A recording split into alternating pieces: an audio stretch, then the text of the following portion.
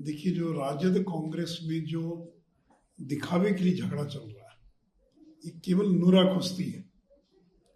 ये योजनाबद्ध तरीके से उन्होंने उम्मीदवार खड़ा किया है और कांग्रेस का एक ही लक्ष्य है कि राजद को जिताना और एनडीए को हराना।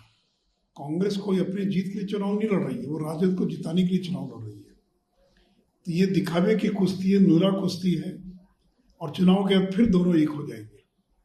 अभी लालू जी ने जिस गाली गलौज की भाषा में और बिहार के जो कांग्रेस के प्रभारी उनके बारे में कहा है, अगर हिम्मत है तो राहुल गांधी क्यों चुप है, सोनिया गांधी क्यों चुप है, छोट भैया नेता बयान दे रहे हैं।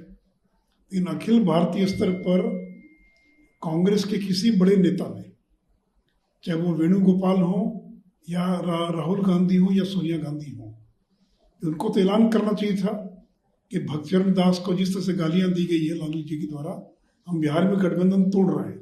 सब लोग चुप्पी साधे हुए और चुनाव खत्म होगा तो कांग्रेस दुम हिलाते हुए फिर राजद की गोद में जाकर बैठ जाएगी। तो पहली बात तो ये कि राजद कांग्रेस का जो झगड़ा है, ये नूरा कुश्ती है, ये केवल दिखावा है। इन्होंने इस प्रकार से उम्मीदवार खड़े किए ताकि एनडीए का जो आधार वोट है उसमें बंटवारा हो जाए और राष्ट्रीय जनता दल चुनाव जीत जाए। और जहाँ तक विकास और सड़क की बात है, उन्हीं से पूछिए ना कि पटना से दरभंगा कैसे गए थे और पटना से दरभंगा की सड़क कैसी है, और तारापुर जाने के लिए सड़क वो कैसी सड़क है। मैं तो कल ही रात को आया हूँ। तो भाई जिनके राज में बिजली नहीं थी, लोग लालटेन लेकर चलते थे। अब लालटेन म्यूजियम में रखने की चीज बन गई है। अब तो राजद के कार्यालय में 5 टन का लालटेन दिखाने के लिए रखा जा रहा है। तब लालटेन जो है वो इतिहास की चीज बन गई। बिहार की सड़कें इतनी अच्छी हो गई हैं और उस पर ही मजाक उड़ा रहे हैं। तो जाकर बोले ना बिहार की जनता को, कुशेश्वर की जनता बता देगी इनको। तो देखिए, चाहे वो तारापुर का चुनाव हो या कुशेश्वर स्थान का चुनाव हो, एनडीए प्रचंड बहुमत से चुनाव जीतेगा। लोगों ने मन बना लिया है और खास करके जो व्यवसायी वर्ग है उसने देख लिया है लालू के राज को। और मैं तो एक ही बात पूछना चाहता हूँ कि विधानसभा चुनाव में लालू जी की फोटो क्यों नहीं लगाया, राबड़ी जी की फोटो क्यों नहीं लगाया, ताकि लोगों को जंगल राज याद नहीं आ जाए। अब तो लालू जी खुद चुनाव प्रचार में जा रहे हैं, हमारा काम तो आसान हो गया। जब लालू जी जाएंगे चुनाव प्रचार में तो लोगों को अंधेरा, लोगों को टूटी सड़कें बताने की जरूरत नहीं पड़ेगी। लालू जी का जंगल राज उनको देखते ही लोगों को याद आ जाएगा। और लालू जी कोई पहली बार थोड़ी घूम रहे। 2010 में 150 मीटिंग किए थे बिहार में और 22 सीट उनको आई थी। 2014 के लोकसभा चुनाव में कितनी सीट आई उनको।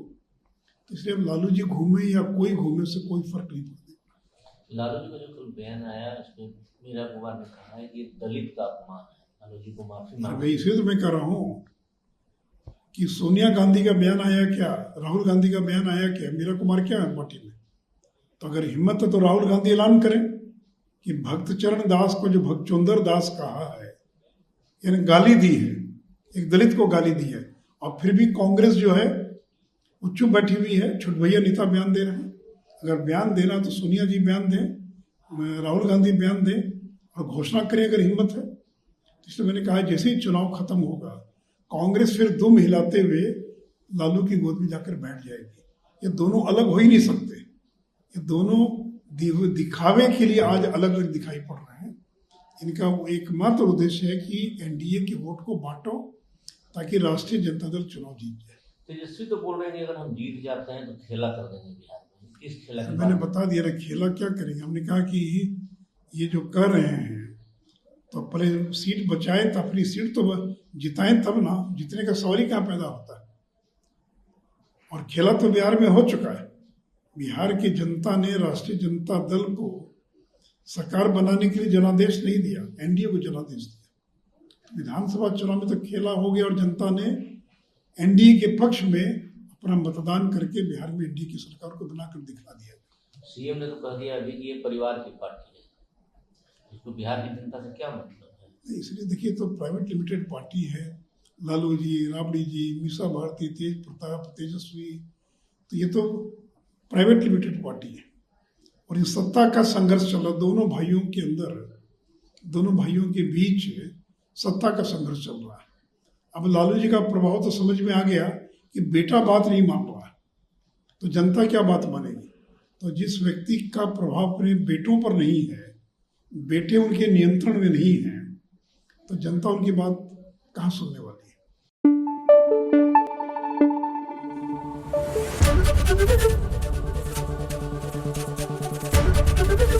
एबीपी न्यूज आपको रखे आगे।